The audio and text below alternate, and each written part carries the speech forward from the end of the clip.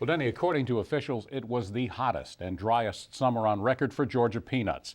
The 2010 production year saw a cutback on yield, so now that the crop is harvested, farmers and the peanut industry are wondering whether cotton or peanuts will win the battle for acres in 2011. Here's the Monitor's Rick Treptow with that story. It was quite a year for the row crops in the southeast. Peanut production fought weeks of drought. Georgia produces 49% of the nation's crop. USDA says even though total acreage is up only slightly from 2009 at 560,000 acres, yields will be down just below the record of 3,560 pounds per acre. The final figure surprised many in the Georgia industry. We were hit with dry weather and really hurt us on our dryland peanut. Gary Walker, also the Tift County Farm Bureau president, said growers came in contact with an unusually scarce insect that cost him grading points and money.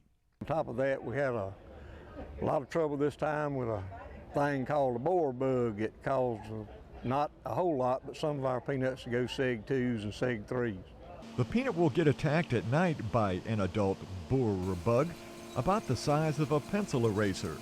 But it has a piercing, sucking mouth part, and it'll be in the soil, and it'll pierce through the hull, through the skin or testa, and feed on the peanuts and cause damage on the kernel. He said it might be just another consequence of not enough consistent rain, but the peanut team doesn't know for sure. And I personally walked and saw fields that probably ended up with zero yield, and yet overall we did have a very good crop and had even some non-irrigated fields that reached 3,000, 4,000, 5,000 pounds per acre. There were some grade issues, there were some quality issues.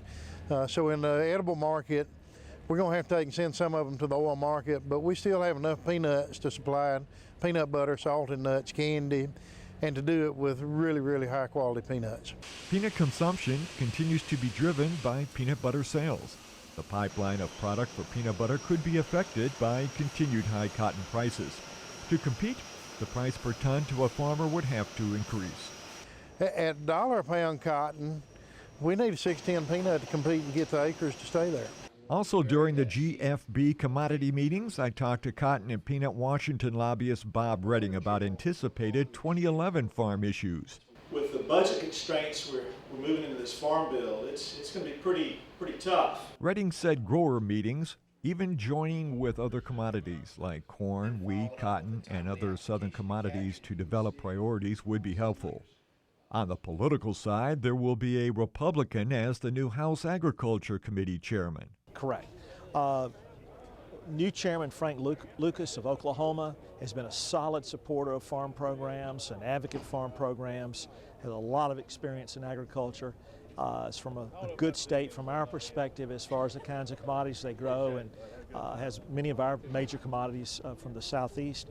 Peanut farmers' 2011 New Year's resolutions include better season-long weather.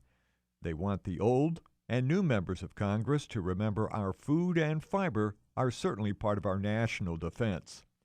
I'm Rick Treptow for the Georgia Farm Monitor.